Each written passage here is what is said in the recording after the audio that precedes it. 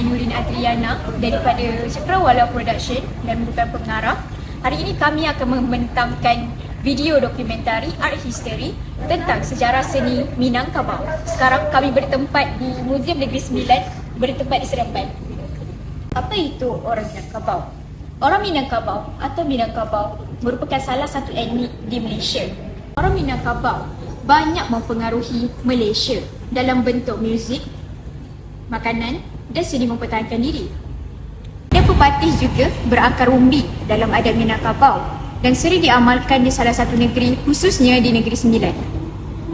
Majoriti orang Minangkabau boleh didapati di Melaka dan Selangor.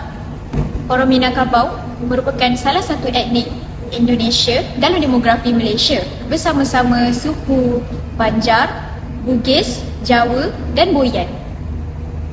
Assalamualaikum dan salam sejahtera. Saya Rizal Komil Muhammad Razak.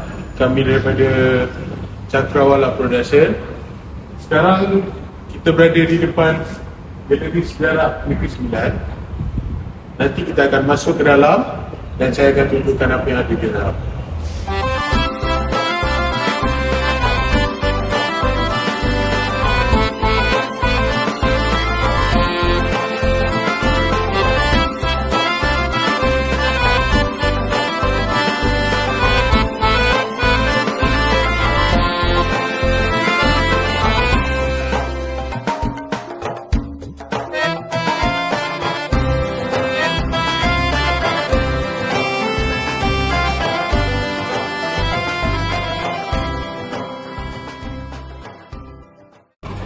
Assalamualaikum warahmatullahi wabarakatuh. Saya Fatin Suraya binti Muhammad Nizam.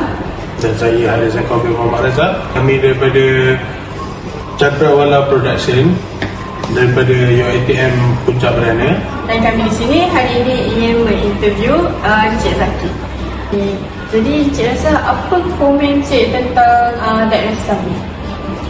Daerah Sam keseluruhan umum ataupun di Negeri Sembilan ke macam mana? Di sini. Negeri Sembilan. Okey, untuk Negeri Sembilan ni saya nampak sebenarnya ada pepatih ni yang diamalkan di peringkat di Negeri Sembilan sebenarnya adalah satu benda unik lah. Unik sebab tidak ada di negeri lain.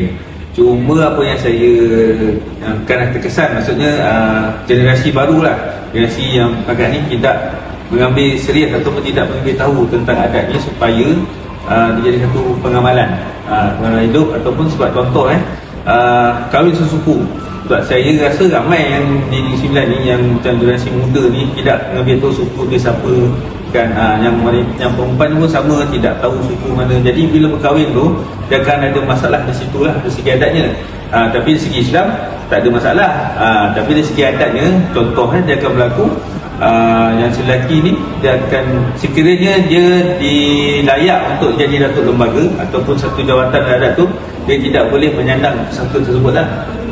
Kalau kahwin berarti dia akan dibuang kampung ataupun dibuang daerah lah. Dengan sama juga yang dia punya pasangan tu pun tidak akan dapat tanah pusaka dan juga tidak menyandang pusaka adat lah. Jadi dia buang macam kata buang negeri lah dia tu kan. Dia akan dibuangkan, akan disisihkan. Melainkan caranya ada setiap satu benda tu macam kita sakit bisa diubat kan. Melainkan maknanya kalau nak kahwin juga contohlah adik daripada suku Batu Ampar, dia pun suku Batu Ampar daripada luar yang sama, contoh saya ambil luar rumah tidak boleh kahwin, tapi boleh mana yang lelaki ni perlu dikeluarkan dari suku tersebut masuk Batu Belang ke apa ke dikodingkan lah. Maknanya boleh berkahwin, cuma lelaki tu kena keluar suku.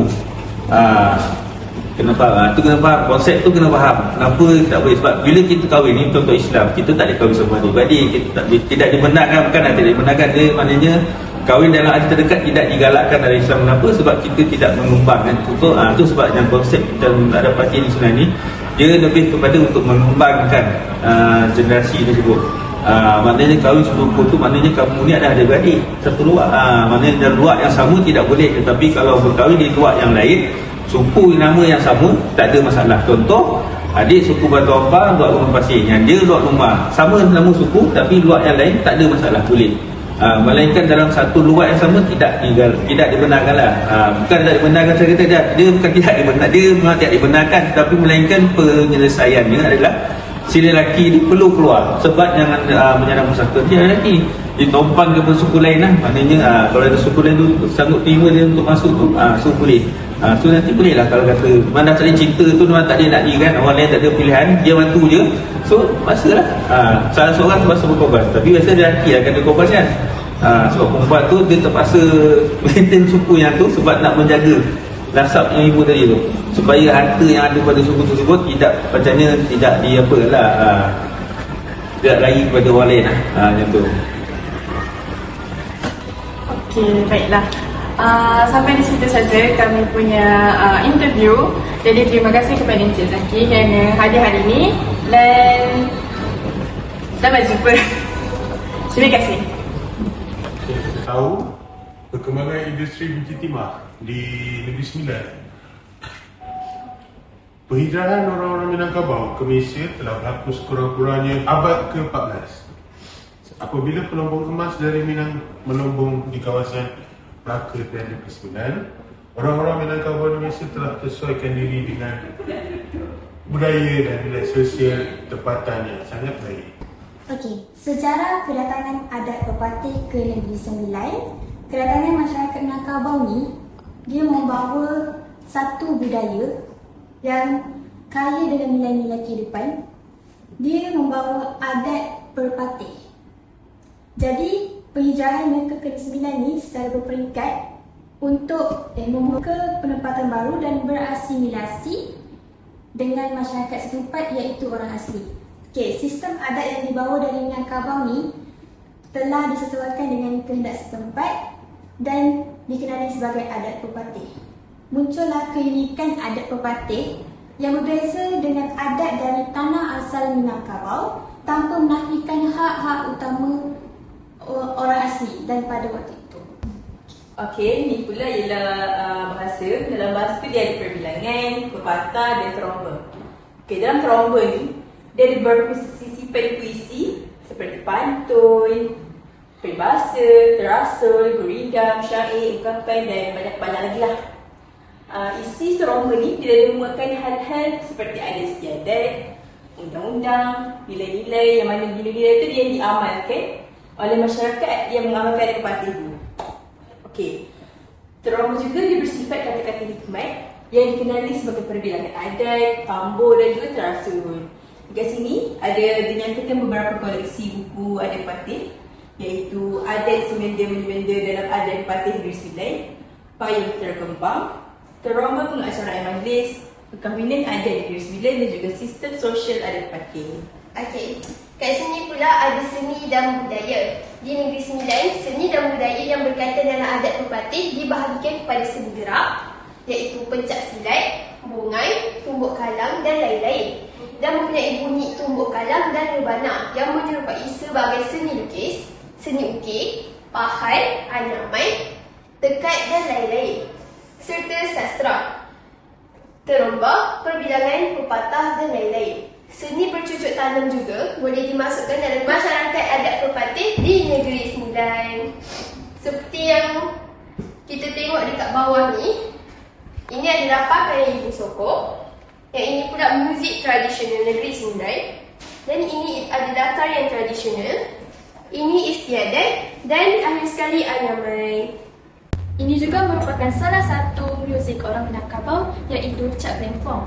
Muzik Cak Lempong dikatakan berasal dari Sumatera Barat yang dibawa oleh orang Minangkabau ke Negeri Sembilan pada awal abad ke-14. Cak Lempong juga dikenali sebagai Talempong oleh orang Minangkabau. Pada awalnya, Cak Lempong bukan sahaja dimainkan untuk masyarakat sebagai alat memupuk perpaduan, tetapi juga istiadat pertabalan raja. Cak Lempong tergolong dalam kumpulan idiofon iaitu kategori alat muzik yang diperbuat daripada bahan kayu, buluh, tempurung. Juga biasanya dimainkan dengan pukulan hentakan, goncangan dan ketukan. Cak Lempong pacik digunakan untuk mengiringi perarakan tetamu, dimainkan sambil berjalan. Bukan itu sahaja, Cak Lempong juga turut mengiringi pencak silat, tarian lilin, tarian piring dan juga tarian inai. Terdapat 3 jenis alat muzik Cak Lempong iaitu gereteh, tikar dan sawa. Rumah tradisional Bumbu Panjang. Reka bentuk seni bina Negeri Sembilan melambangkan pengalaman budaya adat pepatih oleh masyarakatnya. Setiap luar ada perbezaan daripada segi reka bentuk asas dan berbeza dengan seni bina rumah gandang. Ciri-ciri seni bina. Yang pertama, gabungan ciri-ciri alam bina dari Minangkabau, Melayu Riau, khususnya Bangkulu dengan masyarakatnya. Ciri-ciri seni bina. Yang pertama, gabungan ciri-ciri alam bina dari Minangkabau, Melayu Riau, khususnya Bangkulu dengan masyarakat tempatan orang asli. Yang kedua, berkonsepkan rumah bumbung panjang. Yang ketiga, mempunyai bumbung bertingkat antara atap bumbung rumah lengang. Nombor 4, fungsi ruang. 3 ruang asas serabi, rumah ibu dan dapur. Yang kelima, tiang rumah jenis pecah 4, 6 dan 8. Yang terakhir, mengamalkan reka bentuk binaan simetri menggunakan tiang seri, rasuk dan pelancong. Ini adalah sebuah sedikit mengenai penghijrahan beramai-ramai dari Minangkabau. Abad ke-17 berlaku penghijrahan beramai-ramai dari Minangkabau. Tempuan mereka adalah kawasan pendalaman Jelebu, Johor dan Inas. Mereka meneruskan pengaruh Islam dan mengenalkan adat pepatih. Kedatangan mereka ke wilayah Johor Inas, mereka membentuk wilayah adat Jempol, Ulu Muar dan Gunung Pasir. Perjalanan keturunan Minang dari Naning ke wilayah Johor, mereka membentuk wilayah adat Gemencet dan pertempatan air kuning dan menjadi sebahagian dari wilayah adat Johor. Kedatangan orang Minang dari Ulu Pahang ke wilayah Johor, mereka membentuk pertempatan wilayah adat Keraci dan pertempatan Kepis. Ini merupakan kedatangan Islam daripada Minangkabau. Kedatangan peneroka keturunan Minangkabau melalui Islam semasa Kesultanan Melayu Melaka telah membawa kepada pembentukan wilayah adat Inani, Rembau dan Sungai Ujong. Berdikah di Eridia yang berada di Melaka pada tahun 1613 melaporkan terdapat pertempatan orang Minangkabau di Naning dan Rembau. Mereka telah mengenalkan agama Islam dan sistem politik dan sistem sosial adat pepatih. Agama Islam dikembangkan di Negeri Sembilan melalui Sungai Lindi, Sungai Pahang, Sungai Muar dan Sungai Langat. Ini adalah contoh masjid-masjid. Cakrawala Production is the